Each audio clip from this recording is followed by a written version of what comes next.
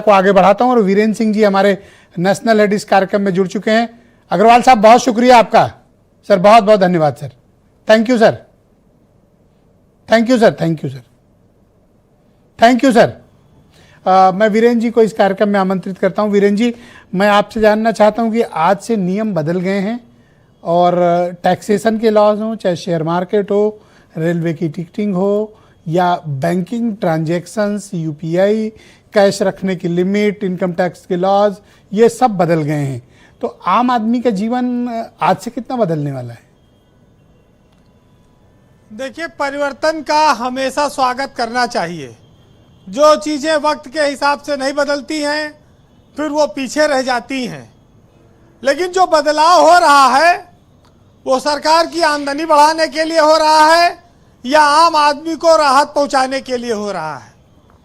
ये बातें सबसे महत्वपूर्ण हो जाती हैं कि टैक्स लोकतांत्रिक और कल्याणकारी राज्य में टैक्स का जो कॉन्सेप्ट है वो शोषण का नहीं होना चाहिए।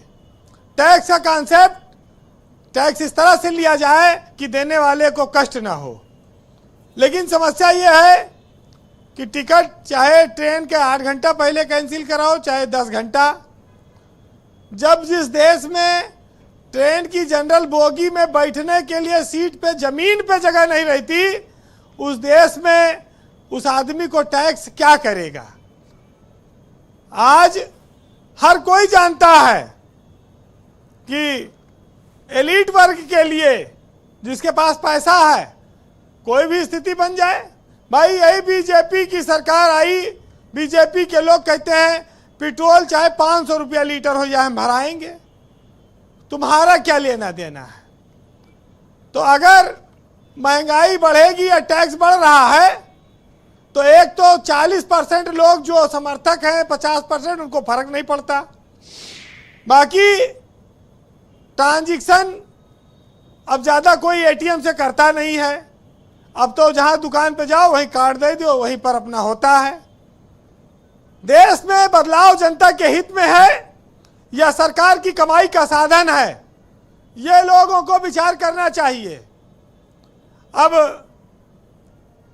गाड़ी खरीदो नहीं जाके, फिर आरटीओ को टैक्स दो, वन टाइम टैक्स दो 15 साल का, फिर वहाँ से इंश्योरेंस टैक्स दे के आओ, फिर जब तेल भराओगे उस पर भी टैक्स देते हो, पेट्रोल डीजल पे, फिर भी जब रोड पे चलते हो तो टोल टैक्स भी देते हो। एक गाड़ी पर कितनी बार टैक्स देता है आदमी, ये आप देखिए। लेकिन ब्रजेश जी देखिए, अच्छी चीज पाने के लिए कड़वी दवाई पीनी पड़ती है और सरकार ने भी कहा था कि भाई कुछ बदलाव आएगा और थोड़ा कड़वी दवाई पीने के लिए लोगों को तैयार रहना चाहिए। तो कड़वी दवाई से अगर फायदा हो रहा है, डॉक्टर भी कहता है, तो हम कड़वी दवाई पिएंगे। लेकिन सरकारों का ध्यान उस ओर क्यों नहीं होता है जब टेलीफोन कंपनियां 28 दिन का रिचार्ज करती हैं और 1 महीने का पैसा लेती हैं। इस देश में कौन सा महीना 28 दिन का होता है और इनको अनुमति कैसे दी जाती है? ये मुद्दे उठाए गए थे। भारत में तो देखिए हर 3 महीने पे मौसम बदल जाता है, 4 महीने पे यहाँ पर ग्रीष्म ऋतु, शरद ऋतु और बारिश और क्या क्या। अगर 4 महीना ऋतु बदल रही है और 1 साल में टैक्स बदल दी तो कौन बुराई है? जाए दो, जिसके ऊपर जो पड़ेगा वो तो झेलेगा ही। भाई गधा के पीठ पर चाहे 50 किलो लाद दियो और चाहे 70, उसको ढोना है जब पीछे से डंडा पड़ेगा तो भाई इतना आप जान लीजिए। टैक्स सरकारों के लिए इसी तरह से है कि वो इम्पोज होगा, जनता मर के अच्छा, ये मिश्रा जी कह रहे थे कि वो इंजेक्शन लगा के चेक किया जाता है, जैसे नहीं, अब वो सीधे नहीं कहीं की सिरिंज निकाल लगा के खून निकाल लिया जा रहा है। तो वो भी उनको क्या है, वो तो कह रहे हैं कि हम तो जनता से ले लेंगे, हम सामान बेचेंगे, जनता से ले लेंगे, हमें क्या फर्क पड़ता है। भारत में देखिए महंगाई, गरीबी, भ्रष्टाचार, अब ये बहुत ज्यादा मुद्दा चर्चा का विषय नहीं रहा।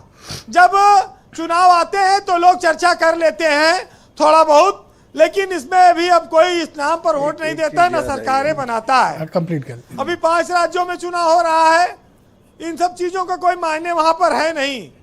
अगर ब्रजेश जी महंगाई मुद्दा होता तो आईपीएल का एक मैच देखने के लिए 50,000 आदमी सड़क पे जाम थोड़ी लगाए होता। लोग लाखों रुपया खर्च करके जाते हैं, महंगे महंगे टिकट खरीदते हैं, पैसा बहुत है लोगों के पास। भाजपा की सरकार ने यह कहा था कि जब हम आएंगे तो हम स्कूलों की फीस पर मनमानी पर रोक लगा देंगे, हम 100 दिन में महंगाई कम कर देंगे, प्राइवेट स्कूल जो लूट रहे हैं उनको हम जनता को राहत देंगे। लेकिन देखिए चुनाव चला जाता है, लोग मुद्दे भूल जाते हैं जी। आज गैस से लेके हर चीज पे एक संकट है, एक नई समस्या का सामना लोग कर रहे हैं।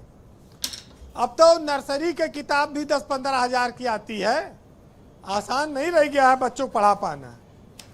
वैसे आप 4 लाइन का व्यंग्य सुनिए और आनंद लीजिए कि रोटी बोली मैं महंगी हूं और दाल बोली मैं भी तुमसे कम नहीं, और सब्जी हंसकर कहने लगी कि अब थाली में तो जगह नहीं, और पेट्रोल बोला ऊपर ही चढ़ता जाऊं, गैस बोली मुझे भी ले चलो, मुझे भी चढ़ना है, और जेब रो रो कर कहती है कि अब तो कहां से कैसे पेट भरना है।